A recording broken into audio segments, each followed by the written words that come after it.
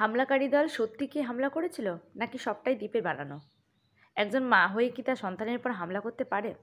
তো হ্যালো বন্ধুরা, কেমন আছো? আশা করি তোমার সবাই ভালো আছো, সুস্থ আছো এবং জাস্ট ফাটাফাটি আছো। আমি কিন্তু দারুণ আছি। নতুন একটা কন্ট্রোভার্সি ভিডিওতে তোমাদের অনেক ওয়েলকাম, অনেক স্বাগত। ব্যাপারটা হচ্ছে এইরকম যে আমি দীপের ভিডিওতে কালকে দেখলাম যে দীপ যে টাইটেলটা দিয়েছে যে হামলাকারীরা হামলা করেছে, ওদের গাড়ির উপরে হামলা করেছে। তো হামলাকারীরা হামলা করেছে এই কথাটা ঠিক মানে অন্য জায়গায় চলে যায়, এই কথার যে মিনিংটা অন্য জায়গায় চলে যায়। তো সেই প্রসঙ্গে আজকে কথাগুলো বলবো। তো হামলাকারী যে হামলা করলো মানে কোর্টে দীপ আর ওর একজন বন্ধু গেছিলো, যার কাছে ওর ছেলেকে রেখে ওরা ভেতরে গেছিলো, ভেতরে ওর বাবা মা আর দীপ গেছিলো, আর গাড়ির মধ্যে ওর ছেলে বসেছিল। সেই অবস্থাতেই সেই তখনই সুযোগ বুঝে মিনাদের দল একেবারে হামলাকারীর মতন হামলে পড়েছে, আর সঙ্গে ওর বন্ধুটিকে নিয়ে। তো এখানে একটাই কথা হলো, তারপরে নাকি দীপ চলে এসেছে, যখনই খবরটা পেয়েছে যে হামলাকারী দল হামলা করছে তখনই চলে এসেছে, আর তখনই সেই মিস্টার নাকি ফোকলাকে রেখেছে। তো মিস্টার ফোকলার সঙ্গে তার চোখে চোখে দেখা হয়েছে, আর তখনই মিস্টার ফোকলা একটু মানে ভয় পেয়ে গেছে, মানে এটা দীপের কথা মতো। তো এখানে একটা কথা বলে রাখি, দীপ হচ্ছে এত বড় ব্লগার, তো সবটা ভিউজের এখন খেলা। এবার এই যে হামলাকারী দল হামলা করলো, এত বড় একটা তাজা খবর, এত বড় একটা তাজা খবর সবটা আমাদের সাথে শেয়ার করছে, সবটা A to Z কি হচ্ছে না হচ্ছে সবটা দীপ আমাদের সাথে শেয়ার করছে। কিন্তু হামলাকারী দল যখন হামলা করলো, হাতে তার ক্যামেরা ছিল, কিন্তু তখন কেন ভিডিওটা করা হলো না? তখন তো একটা ভালো একটা এত বড় একটা মশলাদার একটা নিউজ, এত বড় একটা মশলাদার একটা মাখো মাখো একটা ব্যাপার, তো সেটা কে ক্যামেরাবন্দি করবে না?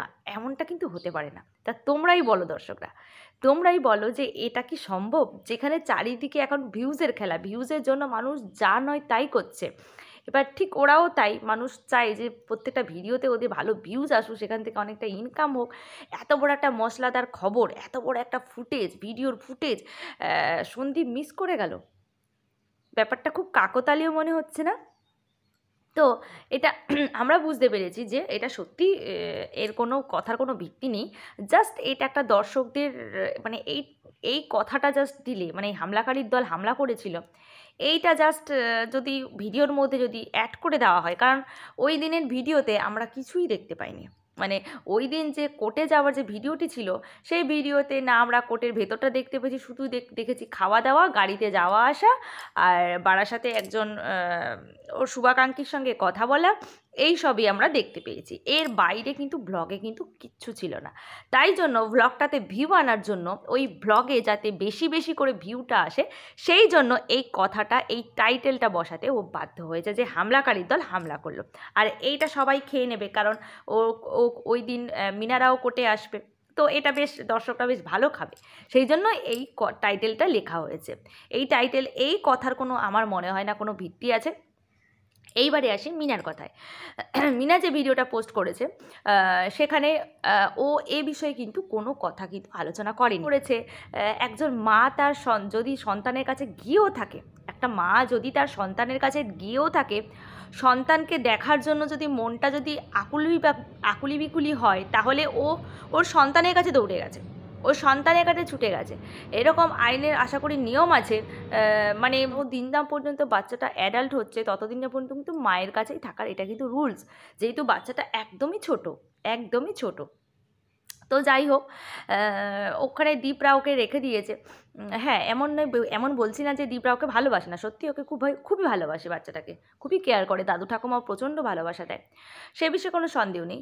কিন্তু একজন মায়ের মনও তো চায় যে বাচ্চাটাকে এতদিন দেখে না, হয়তো ব্যাকুল হয়ে বসেছিল যে কখন ছেলে কোর্টে আসবে, তারপর ওকে একটু এক ঝলক দেখবে, ওকে একটু জড়িয়ে ধরবে, ওকে একটু আদর করবে। এটা তো হতেই পারে, বলো এটা কি খুব বড় অন্যায় করেছে না খুব বড় ভুল করেছে? তবে এই যে ফুটেজটা, এটা কিন্তু আমরা এখনও পাইনি, এটা ওর পক্ষ থেকে বলা কথা, মানে দীপের পক্ষ থেকে বলা কথা। এখানে কিন্তু মিনা কিন্তু, তারপরে আমি যে কথাগুলো বললাম এই কথাগুলোই কিন্তু মিনা একজন কমেন্ট করেছে যে এখানে কি এক্স্যাক্টলি কী হয়েছিল সেটা কিন্তু আমাদের খুলে বলো। তখনই ওর কমেন্টে রিপ্লাই দিয়েছে টিনা, কমেন্টে রিপ্লাই দিয়েছে মিনা যে দেখো, ও এত বড় একটা ব্লগার, যেখানে ভিউজের এত খেলা, সেখানে এত বড় একটা ফুটেজ ও মিস করে গেল। এটা কিন্তু হতে পারে বলো তো? এরপর কথাগুলো ভেবেচিন্তে আমরাও মানে বিশেষ করে আমি দেখলাম যে হ্যাঁ, একদমই তো ঠিক কথা। এত বড় একটা ভিডিও ফুটেজ ও কেন করবে না? এটা তো একটা মানে মশলাদার খবর। এখানে তো প্রচুর টাকা আর্নিং হবে। কেন ওই ওই হামলাকারী দলগুলো যদি দেখানো হতো, তাহলে ও আরও অনেক ভিউজ পেতো। এখনই প্রায় 1 লাখের কাছাকাছি ওর ভিউজ হয়ে গেছে এই টাইটেলটা দেওয়ার জন্য। তাহলে ওটা যদি শো করতো, তাহলে প্রচুর প্রচুর কন্ট্রোভার্সি আরও হতো, আরও চ্যানেলে ভিডিও হতো এবং ওর ভিডিওটা অনেকটা ভিউজও পেত। কিন্তু কেন দেখানো হলো না? এইবার দীপ আমাদেরকে বলেছে, ভিউয়ার্সদের বলেছে যে ওই মিস্টার ফোকলা ভুলেও যেন চেষ্টা না করে ওর সন্তানকে নিয়ে যাওয়ার জন্য। আর ওর মানে ওখানে ও ভালো থাকবে না, ওখানে ও ভালো থাকবে না। তখন আমি একটাই কথা দীপকে বলবো যে সর্বোপরি মিনাও একজন মা। মিনাও কিন্তু 10 মাস 10 দিন গর্ভে ধারণ করে কিন্তু বাচ্চাকে কিন্তু জন্ম দিয়েছে। তাই ওরও একটা নারীর টান আছে। হ্যাঁ, ও কি কষ্ট পায় না? হয়তো আমাদের কাছে কষ্টটা প্রকাশ করে না। আর স্বামী স্ত্রী যখন সেপারেশনে থাকে, যখন আলাদা থাকে, তখন ওরা কি করবে না করবে সেটা ওদের একান্তই একটা ব্যক্তিগত ব্যাপার। এখন এমনও হয় যে বাবা মা সেপারেট হয়ে গেছে, কিন্তু বাচ্চা বাবার কাছেও থাকে, মায়ের কাছেও থাকে। এরকমটা কিন্তু অনেকটাই মানে অনেক ক্ষেত্রে কিন্তু দেখা যায়। সেই দুই বাড়ির মধ্যে সেই রকম আন্ডারস্ট্যান্ডিংটাও আছে। তাই একজন মা হয়ে কি ওর সন্তানকে এত সহজে ভোলা যায়, যেখানে এই সন্তানটা একদমই ছোট্ট একটা বাচ্চা? এরপর মিনার ওই ভিডিওটাতে আরেকজন কমেন্ট করেছে যে আইনের প্রসেস তো অনেকটাই লম্বা, আইনের প্রসেসটা অনেকটাই লম্বা। এই যে লম্বা যে প্রসেসটা যে চলছে, এর ভেতরে কি বাচ্চাটা কি মাকে ভুলে যাবে? এরকম একটা প্রশ্ন করেছে বা ওর মতামত পেশ করেছে। তো এক্ষেত্রেও কিন্তু আমি কিন্তু সেম মত, মানে আমিও কিন্তু এইরকম একটা কথা আমার মাথায় কিন্তু স্ট্রাইক করেছে। কারণ দেখো, বাচ্চাটা সত্যি একদমই ছোট, বাচ্চাটার সেভাবে ব্রেনের কোনো গ্রোথও হয়নি। এখন ও যাদের থেকে ভালোবাসা পাচ্ছে, যাদের থেকে আদর আবদারগুলো ফুলফিল করতে পারছে, তারাই ওর কাছে কিন্তু আপন। যেহেতু হ্যাঁ, রক্তের সম্পর্ক একটা বড় কথা, মানে রক্ত কথা বলে, কিন্তু তাও না যখন পারিপার্শ্বিক মানুষগুলো যখন ওকে আদর করছে, প্যাম্পার করছে, তখন না ও ওদের প্রতি আকৃষ্ট হয়ে যাচ্ছে। যেহেতু দেখছে যে প্রতিদিন দাদু ঠাকুমার কাছে থাকছে, বাবা ওকে এত ভালোবাসা দিচ্ছে, খেলনা দিচ্ছে, খাবার দাবার ভালো দিচ্ছে, তখন ওর প্রতি একটা অ্যাট্রাকশান, তো ওদের প্রতি একটা অ্যাট্রাকশান তৈরি হয়ে গেছে।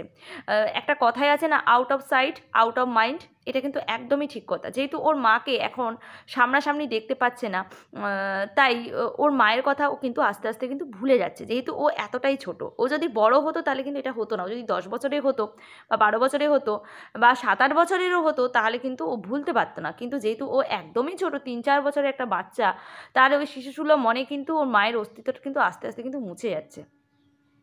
কথায় আছে যেটা বললাম, out of sight out of mind, একদমই এটাও কিন্তু ওর ক্ষেত্রে তাই হচ্ছে। তো জানি না, সব কিছু আশা করি ঠিক হবে। ও মিনাও ওর সন্তানকে কাছে পাক, কারণ একটা মা বোঝে তার সন্তান কাছে না থাকলে কতটা কষ্ট হয়, সেটা কিন্তু একদম মাই বোঝে। এটা কিন্তু অন্য কেউ বুঝতে পারবে না। অন্য কেউ আমরা কমেন্ট করতে পারবো, আমরা কি অনেক কিছু নানা কথা বলতে পারবো, গসিপ করতে পারবো, কিন্তু একটা কষ্ট কিন্তু মাই বোঝে। এমন নয় যে ওর কষ্ট হচ্ছে না, হ্যাঁ, ও কষ্টটা হয়তো আমাদের কাছে জাহির করছে না, কষ্টটা হয়তো আমাদের কাছে শেয়ার করছে না, কিন্তু তা বলে এই নয় যে ওর কষ্ট হচ্ছে না।